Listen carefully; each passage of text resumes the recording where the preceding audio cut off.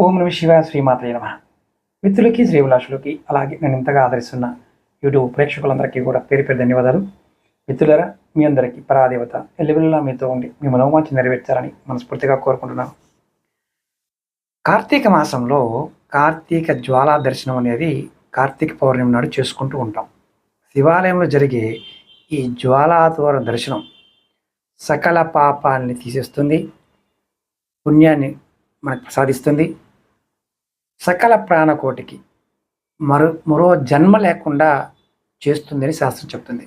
కాబట్టి కార్తీక పౌర్ణమి రోజు ఖచ్చితంగా మీ కుటుంబ సమేతంగా శివాలయానికి వెళ్ళి జ్వాలాతోరణ దర్శనం చేసుకోండి. ఇది శాస్త్రంలో చాలా అద్భుతంగా చెప్పడం జరిగింది. కీటకాలు, పక్షులు, చెట్లు, అన్నీ సమస్తము జీవులు ఆ సమయాని కోసం ఎదురు చూస్తాయట.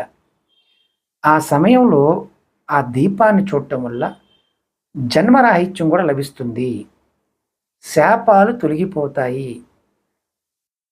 మనకి ఎలాంటి ఫలితం ఉంటుందంటే అద్భుతమైన జీవితాన్ని మనం భవిష్యత్తులో పొందగలుగుతాము. ఇది శాస్త్రం చెప్తున్న మాట. కాబట్టి ఖచ్చితంగా జ్వాలాతోరణ దర్శనం చేసుకోండి.